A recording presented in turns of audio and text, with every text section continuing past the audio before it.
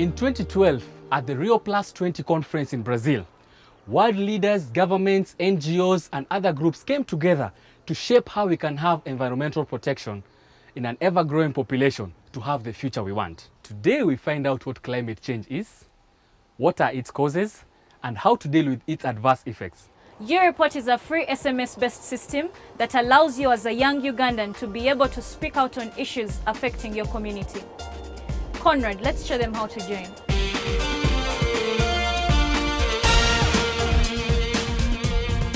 Well, as he said, it's very easy to join. Just text the word join and send it to the number 8500. All text messages are free.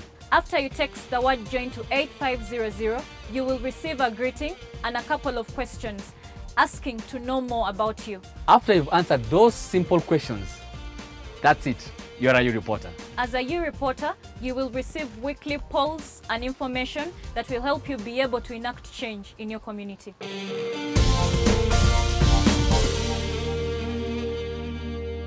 Uganda has experienced extreme weather events, frequent and severe floods, droughts, and changes in the rainfall patterns, which has affected planting calendars, crop yields, and in some extreme cases has led to destruction of property and loss of lives. Floods recently washed through various parts of Kasese, and the effects still remain enormous in the district. Thousands of people were displaced, homesteads were destroyed, and several roads and bridges were also damaged.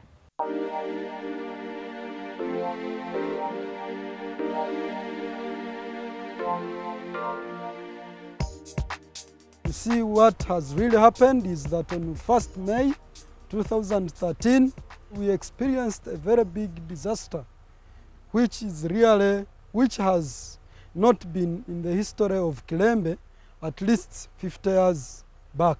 People are continuously cutting up trees in the mountains. When it had rained heavily up in the mountains, water came too much, and because in its way it found that they had cut trees that were alongside the banks.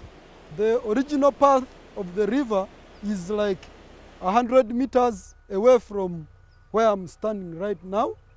And when water came, swept away the houses, like you see this trench here I'm seeing all over, it was a straight line of houses. All were swept away. And those others you see remaining were damaged beyond repair. People were in there, and around 4 people were drowned by the what? By the waters as the whole house is being swept away. Others lost properties worth millions of shillings. So really this is unbelievable, but I believe it is as a result of the effects, visible effects of climate change. As a youth, I encourage my fellow youth mates to plant more trees.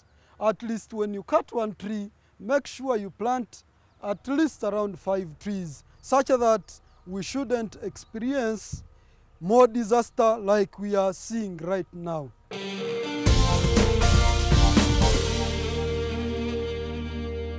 We sent out a poll question asking the YouReporters, what do you see changing in your environment? And what should the government do about it?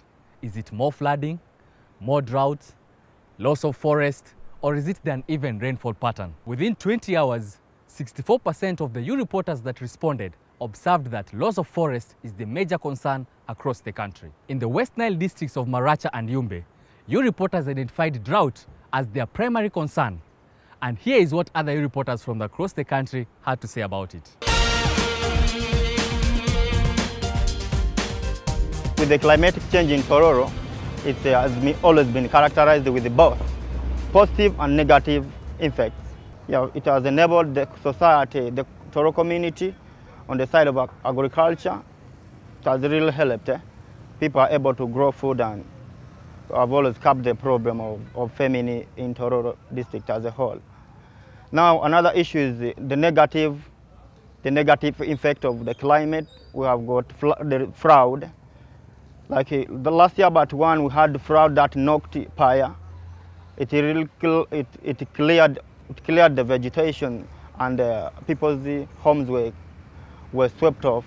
Most areas that were affected by the climate change, there are these mountainous areas whereby they cultivate land without putting there the ridges, without planting trees. So when it rained heavily, all the soil was just washed away.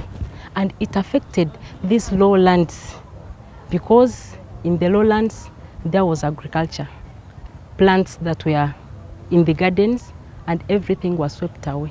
There has been change in the farming system, for example, whereby due to drought, people have not been able to do a lot of farm work. Places have been dry, crops have dried up, and that one has really affected. Now the youth can respond to that problem by planting more trees. Here in Bushenyi, climate change, it has affected us seriously, as in terms of incomes, because when you are grazing like a cow, of course, here in Bushenyi, most people, they are earning from cows, they are earning from maybe their plantations, banana plantations, but the drought has affected us very much. The produce is little, the milk products are very little. The climate has affected Mbale district in very many ways. Like it has brought, there's a drought, a lot of sunshine. It has affected mostly the farmers. So by the time they would like to cultivate their crops, the sun is too much. Too much sunshine that causes a drought. The grass has dried up. Our cows have failed to get grass for eating. Then they produce its own milk. Many factors which has affected our climate here in Mbale, especially the topography of the area of Mbale is somehow hill and mountainous. So land we have problems like landslides, soil erosion. Here in Gomba, we are facing a problem of climate change, whereby farmers no longer know the exact seasons where they are supposed to grow certain crops, whereby they plant knowing that they are going to harvest high yields, but end up producing very low.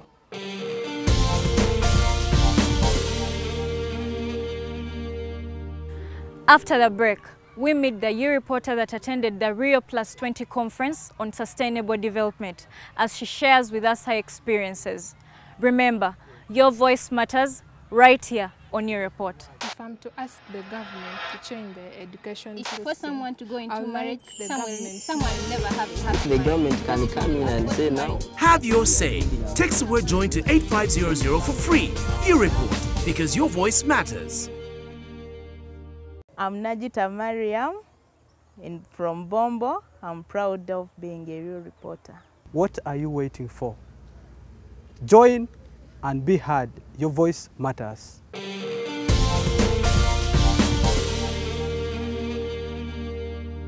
You Report is a free SMS-based system that allows you as a young Ugandan to speak out on what's happening in your community. It's very easy to join and get your voice be heard. Simply text the word join and send it to the number 8500. It's free across all networks.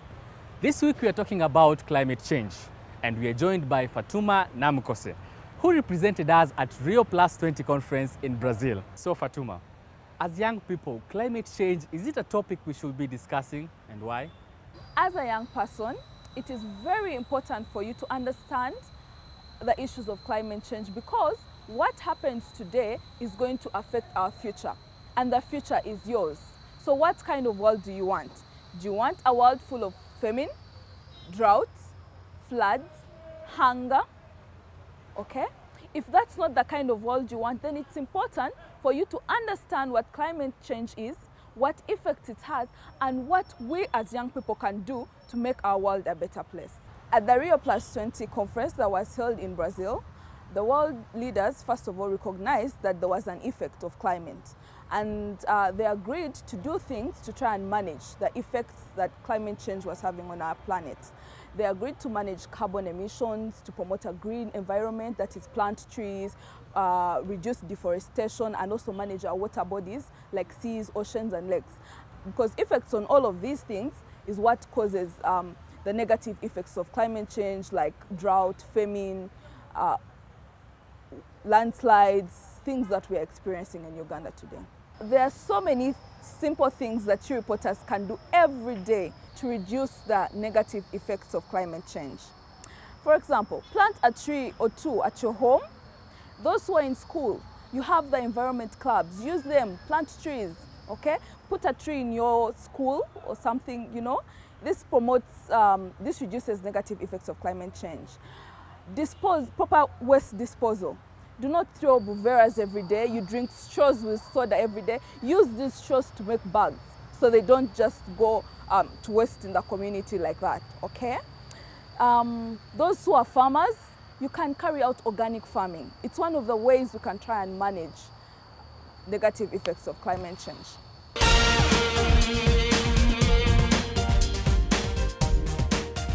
Government, first of all, should introduce other energy resources so that so as to conserve, so as to prevent the rampant cut down of trees, because in our villages people use trees for fuel. In so doing, they cut off all the trees. But if the government, for example, insisted on, impact on rural electrification, so that people, all households can access power, then the problem of climate change, I don't think it would be anywhere anymore. Now, like farmers of being ignorant of cutting down of trees that is due to soil erosion. Now I encourage them to plant more trees to prevent on soil erosion and floods. Here in Mpigi, there is a lot of deforestation, some reclamation, so that what I'm informing the government of Uganda. Government should teach people how important is afforestation, agroforestry, so that our climate is improved. I was of a view, if the government can come in to empower the youth, they can do a lot, because they're young, energetic, they have got a vision. But now they're afraid to implement those visions because they don't have funds, like to come up with the new methods of agriculture, coming up with new methods of cultivation in our society. Sensitizing people about exactly what climatic changes mean, because there are many people who are not aware of all different climatic changes. And you find a person staying in an area where there is a way where water must be passing, and that person builds there a house. So if that person is aware of a climatic change, let me say an example of floods, he will know that he's not supposed to build in a such place. So they should be aware of all what happens. The natives living in University, they somehow ignorant, so they did some trainings like they use from here. So we have a lot of to do to train those all the people living in the village, so that they can also adopt that mind of controlling those problems. We as youth could encourage people to appreciate and look at the functions of trees and in our environment, because people need to be sensitized, need to be informed that the trees are as important as their life is, because much of our own life really rotates on the green plants that we are having. And as the youth, the only thing we can do is to give them information, help educate the masses, form youth clubs, perform like in music, dance and drama, all games that can give a message on how the community can respond towards handling the issue of climate change.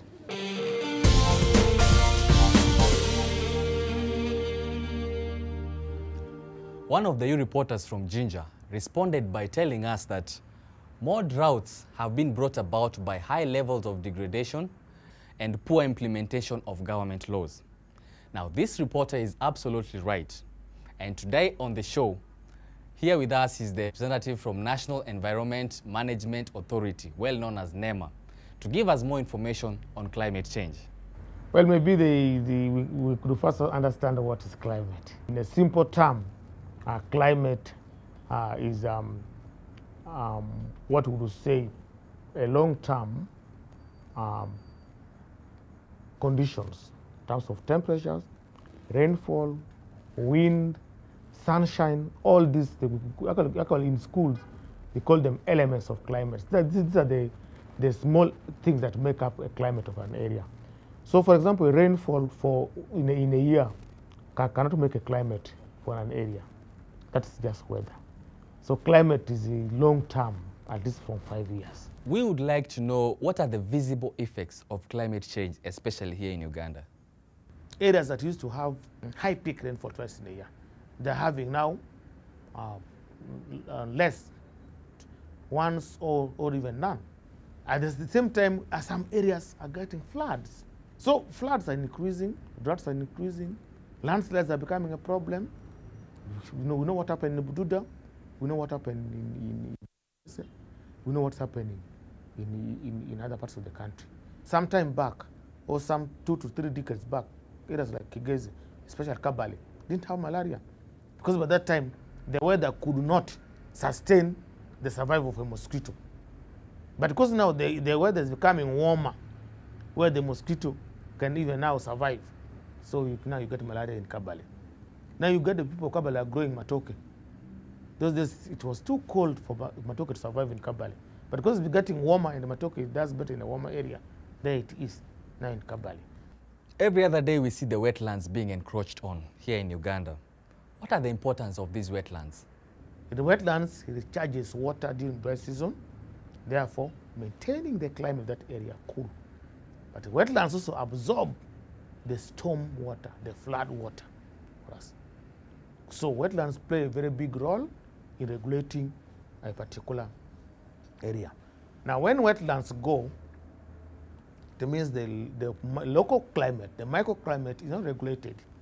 And that's why now we have issues to do with the droughts. That's why we have issues to do with the floods.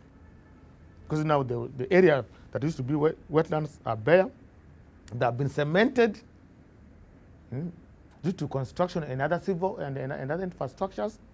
So instead of now the area being spongy to absorb the flood water, it now becomes it now helps the water to move fast or to cause more damage. Okay? Now instead of these wetlands regulating the temperature during dry season by giving some local rainfall, there's nothing. So the area becomes hot, dry, and therefore eventually we get droughts. Please tell us what the young people of Uganda can do to slow down the effects of climate change. My special appeal to the youth in Uganda is that we should participate in programs that promote climate change mitigations and adaptations, among others, tree planting and proper waste management. That means we change our lifestyles to reduce waste, but we should participate in greening the country through tree planting.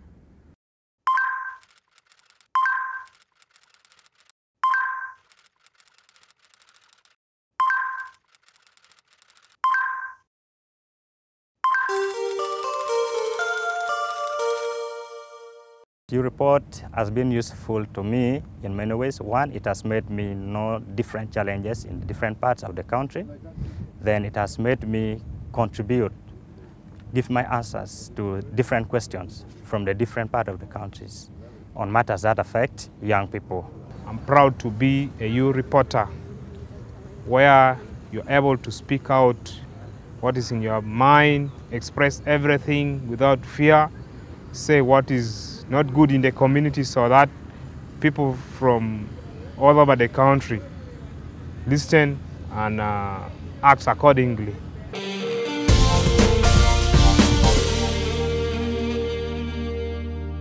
Energy-saving stoves have been proven to save up to 40% of the firewood and charcoal used on the ordinary stoves. These stoves are very safe to use as they do not emit the gases that affect our health. Today with us on the show is a lady who has invented these stoves that do not only save on the charcoal and firewood we use, but also saves our environment.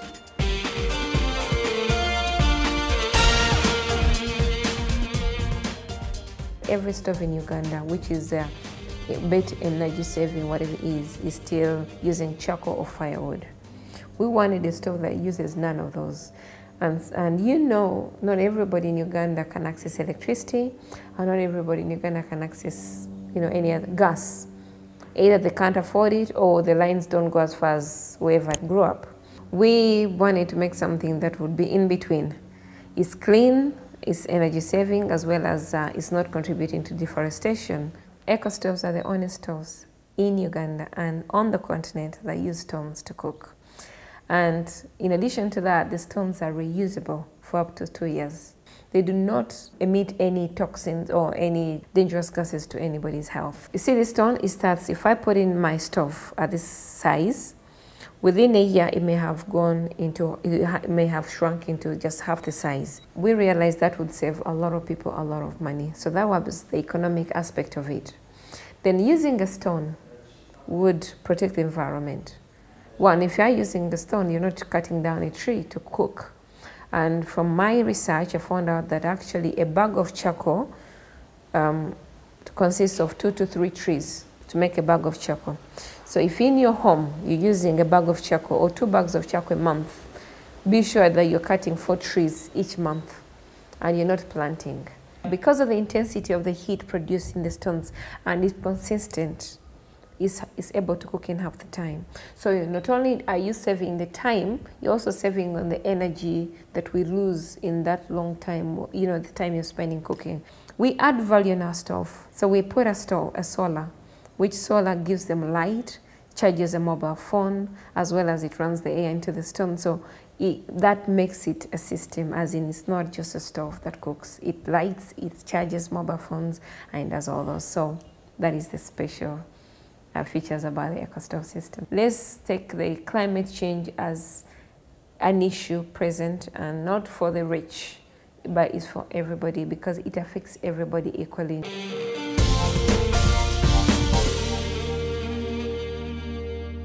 There you go, you reporters. You too can do simple things like using energy-saving stoves, briquettes, energy-saving bulbs, and stop throwing around those polythene bags, commonly called caveras. When you're going for shopping, please carry your own bag. We need to think about our future generations and ourselves. We need to protect our environment. Cutting down trees affects our health, our food and water supplies, which all in the end affects our livelihood. Remember, you now have a chance to let your voice be heard. Just text the word join and send it to 8500 and you can join over 200,000 new reporters across the globe. It's all free. Remember, your voice matters.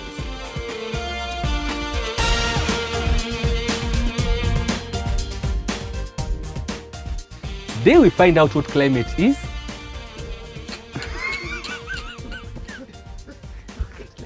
Wake up. He's very confident right now.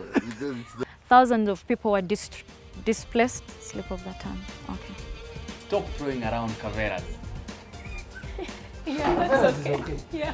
Are you sure? Okay, yeah. Within 20 hours, 64% of the EU reporters that responded observed that rain...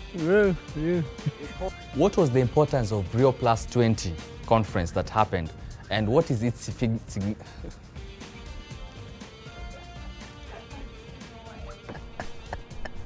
Take one.